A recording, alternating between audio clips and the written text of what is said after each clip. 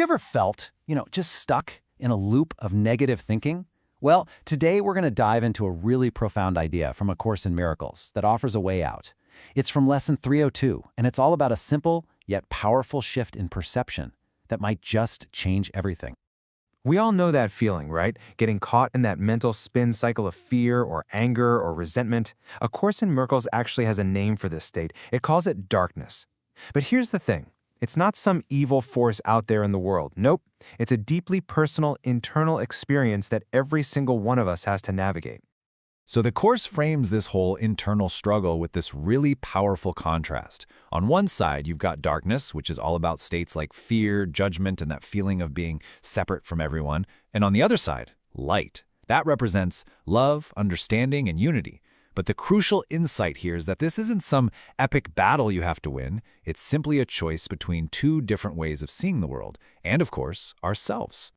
So I want you to take a moment and really ask yourself this. Looking at those two columns, where does your mind tend to hang out most of the time?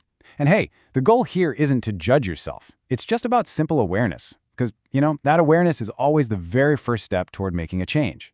And that brings us right to the heart of this lesson. It's not about fighting the darkness or trying to wrestle it into submission.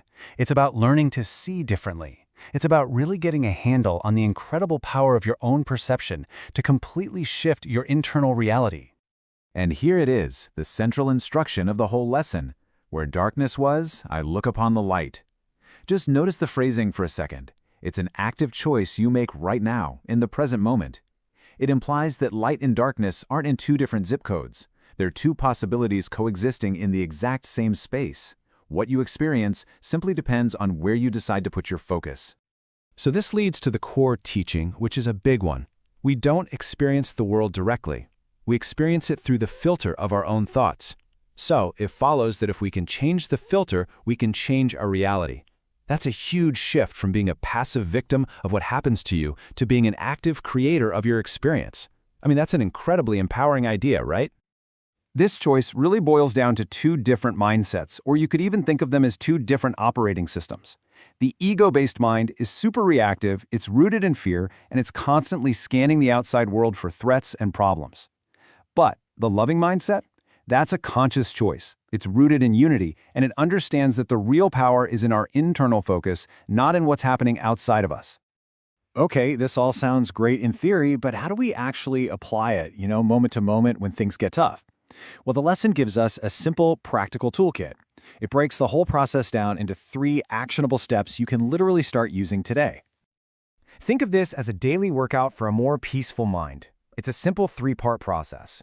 First, you start with daily reflection, to pinpoint and then reframe a difficult situation. Next, you use a visualization exercise to connect with that source of light that's already inside you. And finally, you use an affirmation practice to really lock in and reinforce that new choice. All right, let's break down step 1, daily reflection. The key here is just being honest with yourself. You don't pretend the anger or the resentment isn't there. You look right at it, you acknowledge it without any judgment, and then you consciously make a new choice. You actively ask yourself, what else could I be seeing here? Is there a lesson for me? Is there maybe some love or understanding hidden somewhere beneath the surface? Step 2 is visualization, and this basically acts as your mental anchor. Just bring to mind a person or a place or a memory that fills you with genuine warmth and joy. The goal is to make that feeling so real, so accessible, that in a tough moment you can recall it instantly.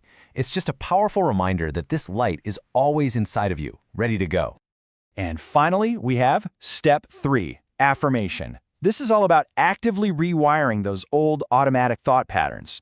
A simple statement like, "Where there was fear, I now choose love," repeated throughout the day, acts like a little course correction for your mind.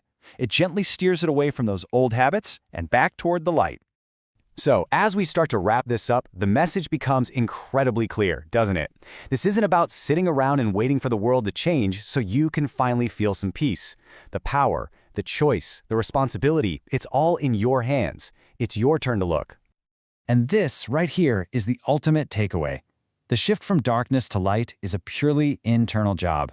It's about stopping the endless demand for the world to change to suit you, and instead focusing on the one thing you actually have control over, your own mind. And that, my friends, is where you find real freedom. So I'll leave you with this final thought. which comes right from the lesson itself. This is where the real work begins for you. Where in your life are you still choosing to see darkness? And how, maybe even right now, can you make a conscious choice to look upon the light instead? The answer just might change everything.